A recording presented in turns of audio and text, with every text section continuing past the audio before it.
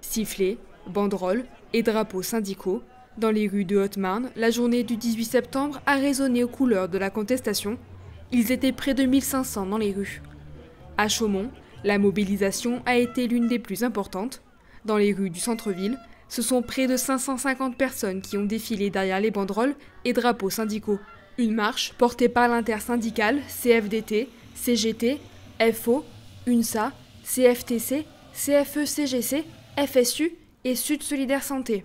On est là pour dénoncer la politique gouvernementale, les changements de ministres à répétition, sans aucune avancée pour le peuple, pour les administrés, pour la population française, pour dénoncer tout ce système qui n'avance pas, pour dénoncer cette dite démocratie à travers les élections législatives où on n'a pas respecté la voix du peuple et voilà, le peuple gronde et va être présent ce soir. L'intersyndicale dénonce aussi l'abandon des services publics en milieu rural, la fermeture des guichets dans les gares ainsi que les bureaux de poste, notamment celui du Verbois à Saint-Dizier. L'éducation nationale faisait également partie des sujets. L'Académie de Reims a recensé près de 12% des grévistes sur la journée. Ils réclament tous une véritable justice sociale. Là, on voit qu'on change de Premier ministre, alors rien ne change. On passe les budgets à coût de 49,3. On fait des coupures budgétaires énormissimes, notamment sur des départements comme les nôtres, à fort milieu rural. Mon homologue vient d'en parler, les carences en termes de services publics. On est complètement laissé à l'abandon et c'est aussi pour ça d'où l'incompréhension du peuple. Cette mobilisation a été pensée pour que le message touche le plus grand nombre.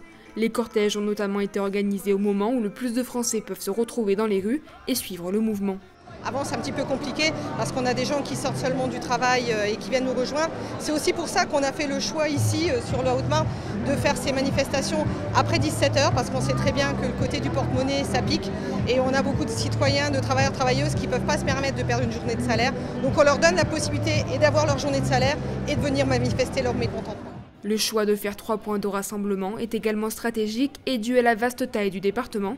À Saint-Dizier, ils étaient près de 600 selon les syndicats. À Langres, ce sont 350 personnes qui ont répondu à l'appel. Partout dans le département, le message reste le même, maintenir la pression face au gouvernement.